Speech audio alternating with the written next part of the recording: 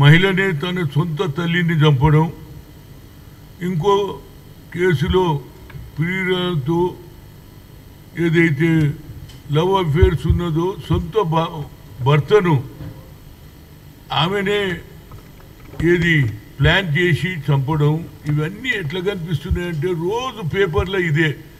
దీనికి social media ఇంకెక్కువ చూపించడం, దీనివల్ల నాకైతే అనిపిస్తుంది గతంలో ఫ్రాక్షన్ మర్డర్స్ ఉంటుండే, ఇప్పుడు లవ్ మర్డర్స్ అవుతున్నాయి. వా,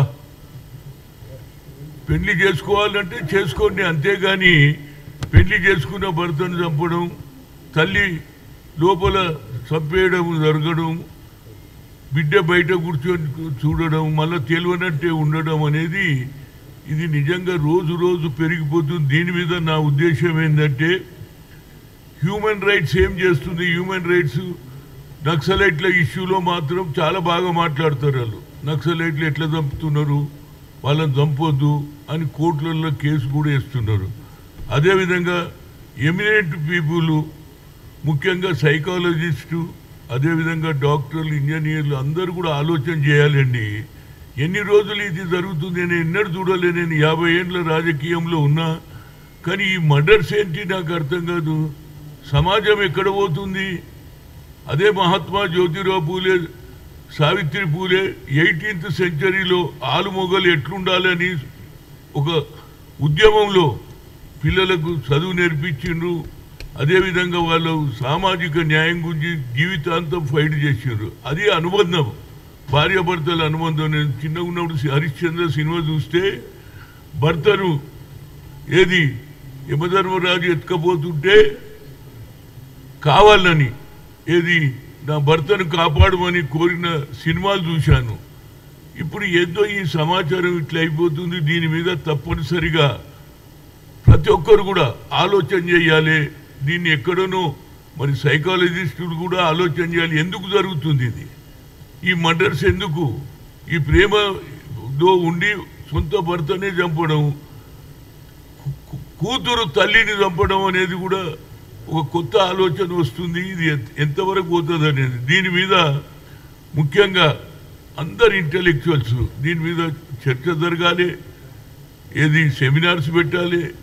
అదేవిధంగా అందరూ ఆలోచన చేస్తే ఈ పద్ధతి పోతుంది. ఏది ఈ సమాజంలో పిల్లలు కూడా ఇదే నేర్చుకుంటున్నారు. పిల్లల ముందు భర్తను చంపడం, ఇవన్నీ చూస్తుంటే ఏది పాతకాలంలోనే నయం ఉండే, కొత్త కాలంలో వచ్చినాక తల్లి రెస్పెక్ట్ లేదు, భర్త రెస్పెక్ట్ లేదు, భార్య రెస్పెక్ట్ లేదు, పిల్లల రెస్పెక్ట్ లేదు అనేది సమాజంలో ప్రతి ఒక్కరు కూడా ఆలోచన చేయాలండి. ముఖ్యంగా సోషల్ మీడియాలో ఇది ఎక్కువ చూపించేసి ఇంకా ఎక్కువ ఇలాంటి పద్ధతి అవలంబిస్తున్నారు అనేది నా ఉద్దేశం. వారికి కూడా నేను కోరుతున్నా, గతంలో నేను చెప్పాను, ఆ రోజులలో ఎవరన్నా మర్డర్ చేసి వస్తే అతని పోలీస్ స్టేషన్ పోయినా జైలుకు పోయినా అదే సూచించే లోపడాడు బయటకు వచ్చినాక హీరో అవుతున్నాడు. ఈ హీరోయిజం గురించి కొద్దిగా అందరు కూడా ఆలోచన చేయాలండి.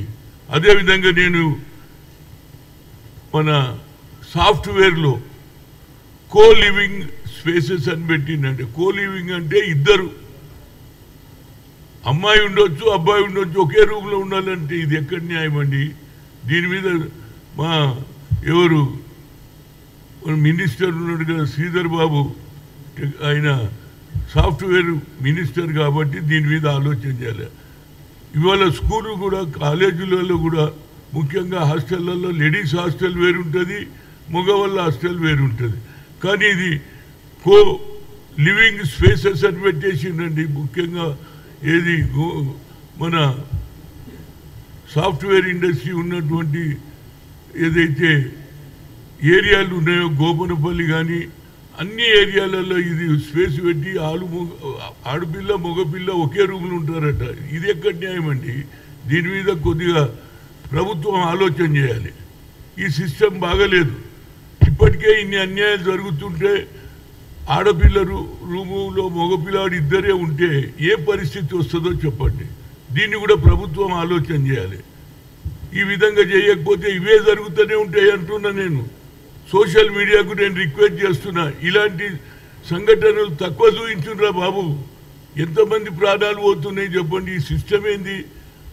గతంలో ఆడపడుచు అంటే ప్రతి ఒక్కరికి గౌరవం ఉండే. మా అక్క అని, మా తల్లి అని, మా భార్య అని అంటుంది. ఇప్పుడు భార్య లేదు, భర్త లేదు. భర్త భార్యను చంపుతుండు, భార్య భర్తను చంపుతుంది. ఇది ఎంతవరకు? నాకు చాలా బాధ ఉన్నది. ఎందుకంటే నేను ఎన్నడూ చూడలే. ఏదో ఎప్పుడో ఒకసారి ఇన్సిడెంట్, కొట్లాట భూములలో. ఇదేం భూములో లేదు.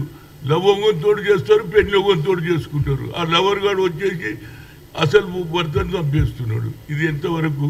దీని మీద తప్పనిసరిగా రాష్ట్ర ప్రభుత్వం, అదేవిధంగా ఇవాళ మా ముఖ్యమంత్రి గారు షీ అనే పోలీస్ కూడా పెట్టారు. మరి వాళ్ళు కూడా దీని మీద చర్చ చేయాలి ఎందుకు అవుతుందని. కానీ కేసులు వచ్చినప్పుడే కాదు, ఇలాంటి వాతావరణాన్ని ఎట్లా తగ్గించాలి. ఒకరితో కాదు ఇది, నా హనుమంతులతోటే కాదు, లేకుంటే మహేష్ కుమార్ గౌడ్తో, అందరూ కూడా సమాజంలో ఉన్న ప్రతి ఒక్కరు కూడా ఇంటలెక్చువల్స్ కానీ, అదేవిధంగా హ్యూమన్ రైట్స్ వాళ్ళు కానీ, సైకాలజిస్ట్ కానీ, డాక్టర్లు కానీ, ఇంజనీర్లు కానీ అందరూ కూడా ఇది ఆలోచన చేయాలండి. ఈ సమాజం ఎక్కడ పోతుందో తెలుస్తలేదు. హైటెక్ చదువు వచ్చిన తర్వాత ఏం చదువు రానినప్పుడు భారతదేశం స్వాతంత్ర 18th centuryలో సమాజం గురించి కొట్లాడిన ఆల్మొగలు. Subscribe us and press the bell icon for more interesting updates.